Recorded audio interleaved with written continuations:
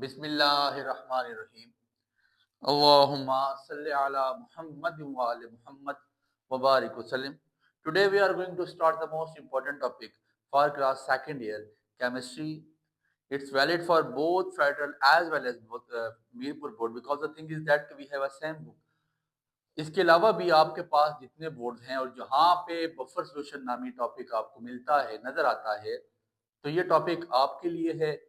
मैं कोशिश करूंगा कि जल्दी से जल्दी ये टॉपिक आपके जहनों में अजहान में समा सके और इतना आसानी से समझाऊंगा कि आपको फौरन से बात समझ आ जाएगी। आपसे मैं एक सवाल करना चाहता हूँ, क्या आप लोग जानते हैं कि जो आपके पास वाटर है उसका पीएच कितना है? तो बहुत सारे बच्चों ने जवाब ये दे दिया कि सर पीएच वाटर का कितना है, 7। ठीक है। मैंने कहा बेटा 7 से नीचे होगा तो फिर क्या होगा? आपने कहा सर सोल्यूशन एसिडिक हो जाता है। मैंने कहा 7 से ऊपर होगा तो फिर क्या होगा? आपने कहा सर सोल्यूशन बेसिक हो जाता है। अब बफर सोल्यूशन क्या है सर? तो सबसे पहले कुछ डेफिनेशन लिखें, फिर मैं आपको अगली बात बताता हूं। कहता है a solution which resist a solution which resist to change the pH when small amount of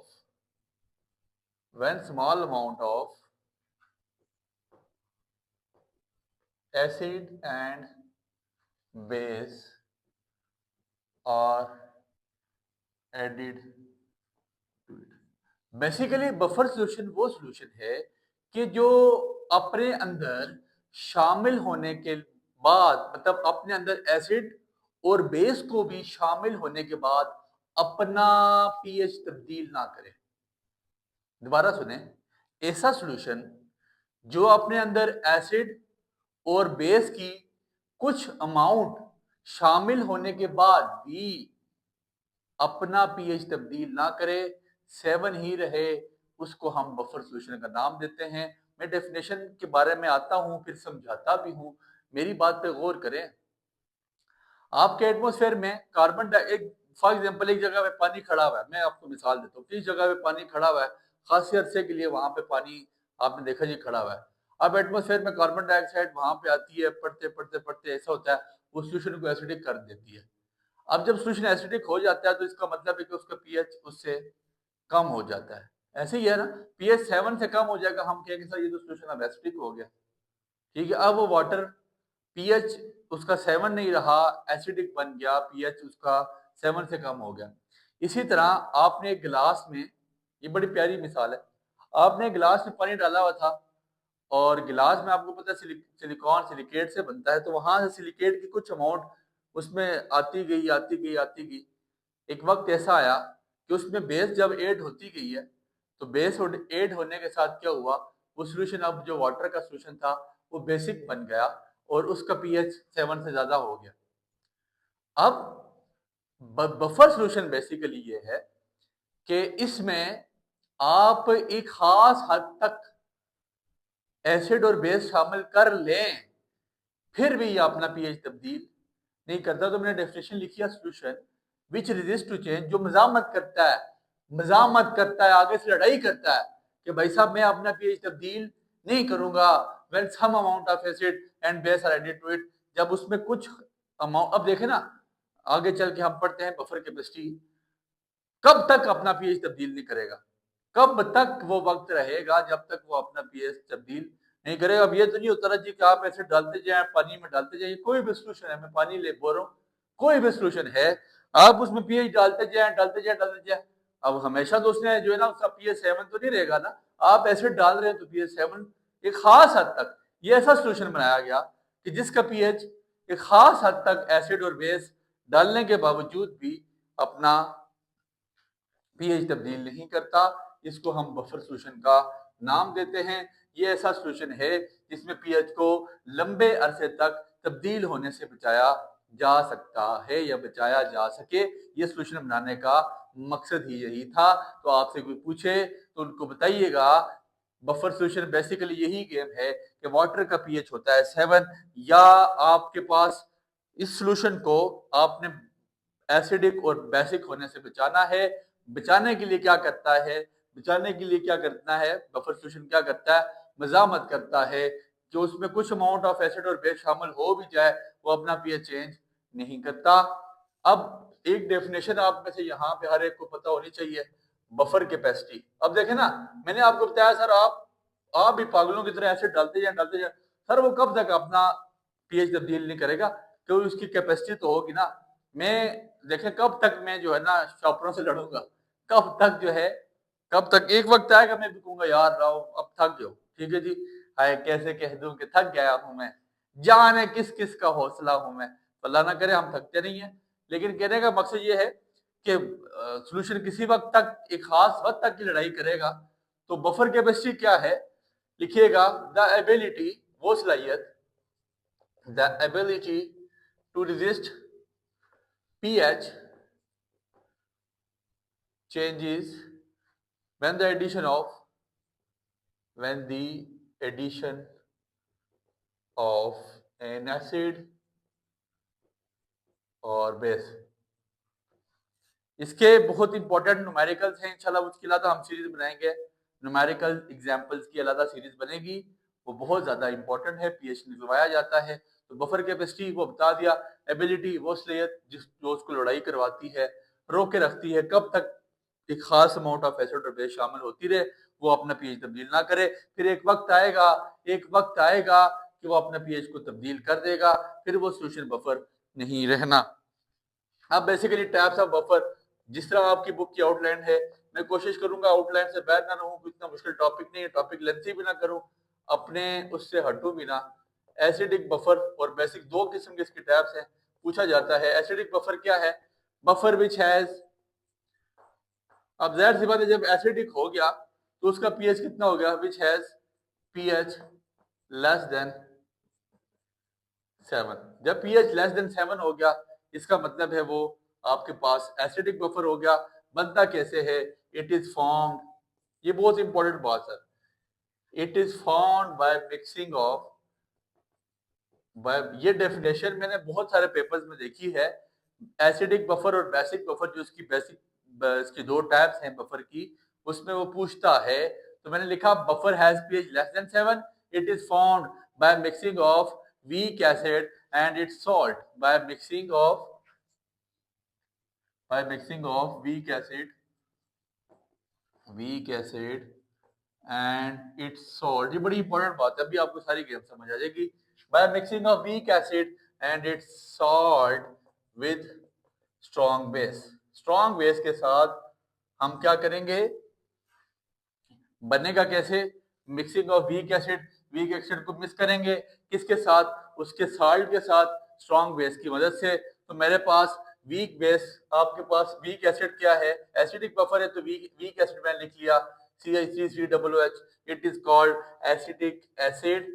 acidic acid को मैंने उसके स्ट्रॉन्ग बेस यहाँ पे कौन सी है, NaOH, सोडियम हाइड्रोक्साइड के बारे में कहा जाता है, स्ट्रॉन्ग बेस है। और फिर उसका साल्ट एंड इट्स साल्ट, अब इसका साल्ट कौन सा बनेगा, सोडियम एसीटेट। तो सोडियम एसीटेट को हम क्या लिख सकते हैं, CH3COONA, ठीक है। तो एसिडिक बफर कब बनता है, जब पीएच 7 से कम हो जाए, और it is found by mixing of weak acid को मिलाना है किसके साथ, उसी के साल्ट के साथ, स्ट्रॉन्ग बेस की मदद से। इसके बाद इसकी दूसरी टाइप है बेसिक बफर, टाइम साथ साथ देखना पड़ता है बच्चे। बेसिक बफर क्या है, अब इसी का उलट हो जाएगा। बेसिक बफर के बारे में लिखिएगा, buffer which has pH, buffer has, ये बफर सोल्यूशन लिखने की बात है, मोर देन 7, जिसका पीएच 7 से ज्यादा हो, और कहां तक हो सकता है, 14 तक, 14 तक। It is form by mixing of, ये कैसे बनता है, बाय मिक्सिंग ऑफ, वहां पे मैंने वीक एसिड लिखा था, यहां पे लिख लें weak base and it's salt with strong acid, जो स्ट्रॉन्ग एसिड के साथ इसका सॉल्ट आपने शामिल करना है।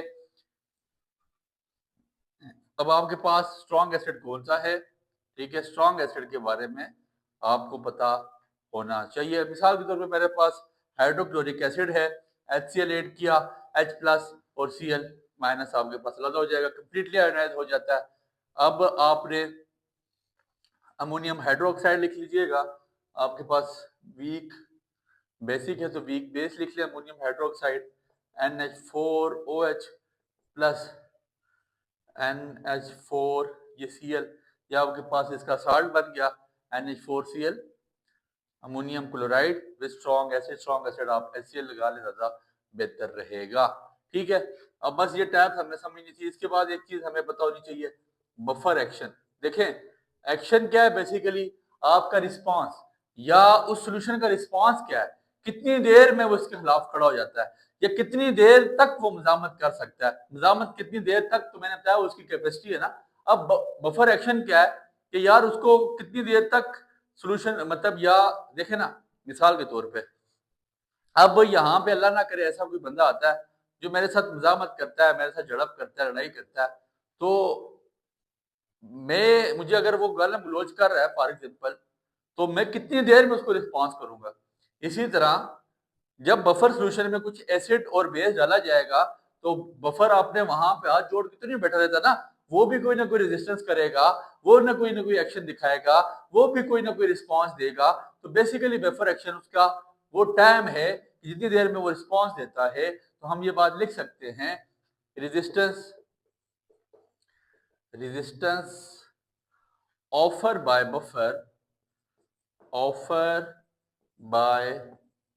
Buffer to change pH. ठीक है जी, बेसिकली ये उसका रेजिस्टेंस है। तो आप लिख सकते हैं behaviour of a solution, buffer solution का बिहेवियर क्या है, इसको आप इस फॉर्म में भी लिख सकते हैं। बफर एक्शन को अभी जगह नहीं है, लेकिन चले हम यहाँ से वक्त नीचे लिखते हैं। अब एसिडिक बफर के बारे में जरा गौर कीजिएगा। एसिडिक बफर दोबारा हेडिंग दे सकते हैं, या आप हेडिंग दे दें एडिशन ऑफ एसिड। सर होता क्या है, ये सारी गेम आपके पास एसिटिक एसिड बनता कैसे है और वीक एसिड को हम मिक्स कैसे करके एसिडिक बफर बनाते हैं। तो मेरी बात पे आपने जरा गौर करना है, जरा गौर करें। आपके पास वीक बेस मौजूद है जो कंप्लीटली आयोनाइज नहीं होती, पार्शियली आयोनाइज होगी, CH3COOH।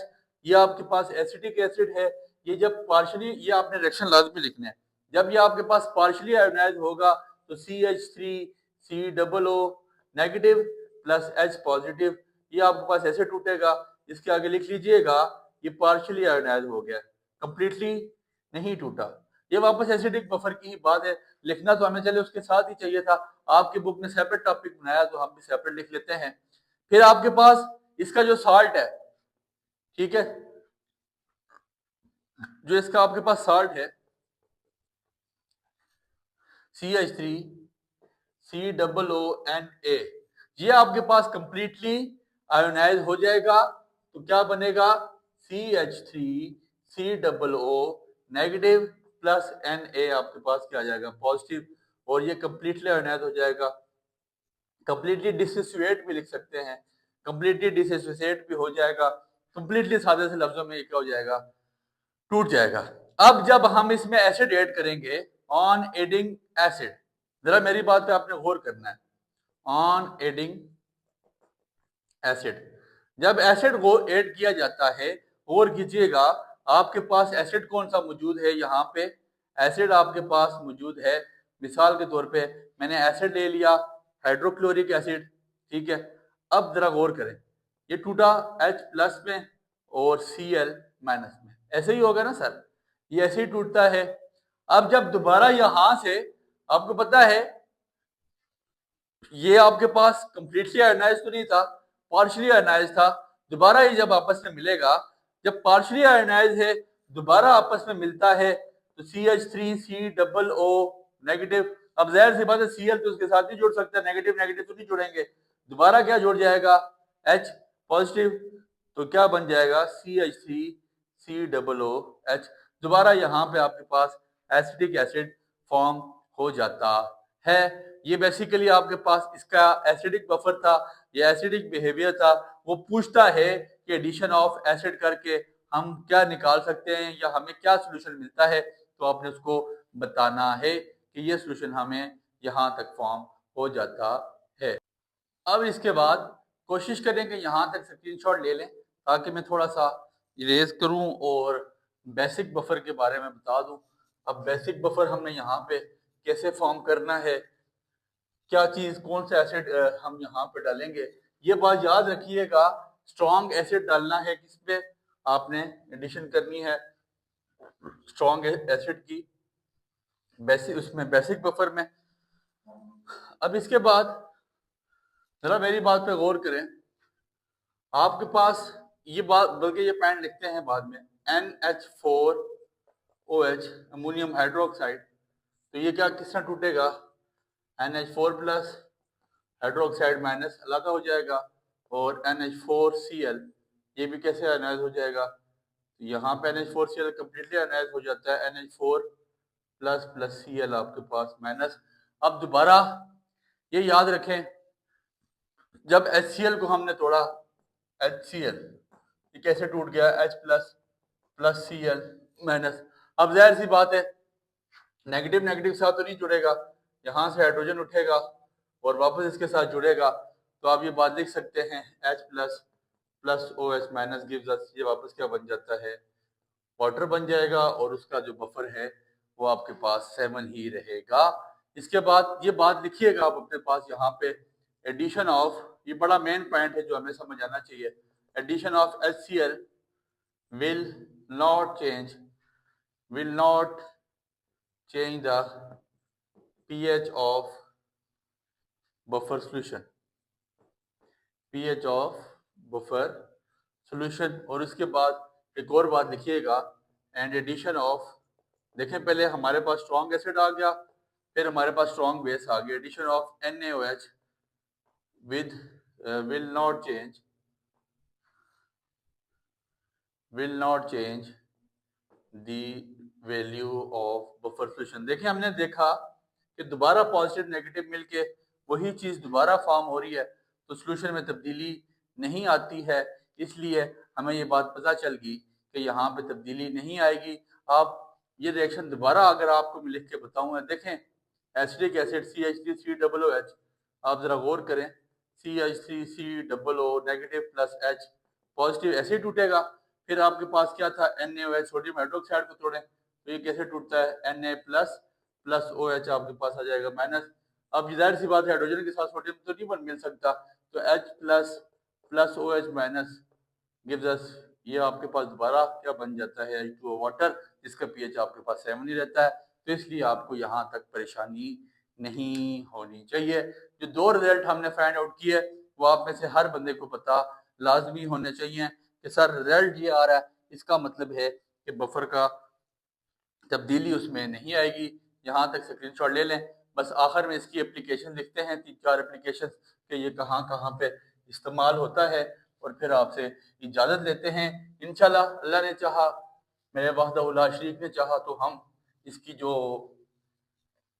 एग्जाम्पल्स हैं, न्यूमेरिकल्स हैं, वो सेपरेट लेक्चर में करने की कोशिश करेंगे, बिकॉज कि ये टॉपिक समझ आ जाए। ऑलरेडी इसमें मेरे ख्याल से एक टॉपिक इस चैप्टर का बचता है पार्टीशन कोफिशिएंट्स के नाम से, उस टॉपिक को हम लाजमी करेंगे। और इस पूरे चैप्टर का न्यूमेरिकल इसलिए भी करेंगे कि शॉर्ट लॉन्ग में दोनों में न्यूमेरिकल जाने का चांस है, लिहाजा कोशिश करें कि इसको अच्छी तरह कर लें। आखिर में इसकी एप्लीकेशन लिख लें, कहाँ कहाँ पर इस्तेमाल इसके बफर के। अब देखिए जाहिर सी बात है, ऐसे तमाम सॉल्यूशंस जो अपना लंबे अरसे तक पीएच तब्दील ना कर दें उनको बफर कहते हैं, ठीक है। अब हमारे पास बहुत सारी ऐसी डेली यूज की प्रोडक्ट्स होती हैं जो हम इस्तेमाल करते हैं, और अगर वो अपना पीएच तब्दील कर लें तो वो बेसिक एसिडिक बन गई तो फिर भी हमारे लिए नुकसान है, वो अल्कली या बेस बन गई फिर भी हमारे लिए नुकसान है। तो हमें क्या करना है कि उसका पीएच मेंटेन करके रखना है। तो एप्लीकेशन कहाँ कहाँ पर इस्तेमाल होगा, हाउस होल्ड क्लीनिंग प्रोडक्ट, ये जो आपके सर्फ वगैरह होते हैं यहाँ पे इसका इस्तेमाल है। फिर पर्सनल केयर प्रोडक्ट्स, ये जो आपकी क्रीम वगैरह हैं, यहाँ पे बफर, ये शॉर्ट में पूछा जा सकता है। फूड एंड बेवरेजेस इंडस्ट्रीज, ये आपकी जितने ये टिन कैन वगैरह होते हैं उनमें इस्तेमाल होता है। आपके स्विमिंग पूल का पानी का पीएच मेंटेन रखने के लिए बफर सोल्यूशन को इस्तेमाल किया जाता है। फिर ये फोटोग्राफी में फोटोग्राफी या फोटोग्राफी लिख लें यहाँ पे इस्तेमाल होता है। तो तकरीबन आपके पास बफर से रिलेटेड यही था। टॉपिक बहुत इंपॉर्टेंट है, बहुत और भी चीजें मौजूद हैं, but the thing is that कि आई वुड ट्राई कि मैं जो इसकी एग्जांपल हैं वो सेपरेट लेक्चर में करवाऊं ताकि आप इसको बहुत अच्छी तरह कर सकें। इंपॉर्टेंट टॉपिक था, गौर से सुनिएगा और इस टॉपिक को अंडरस्टैंड कीजिएगा। दुआ में याद रखिएगा। अल्लाह निगहबान।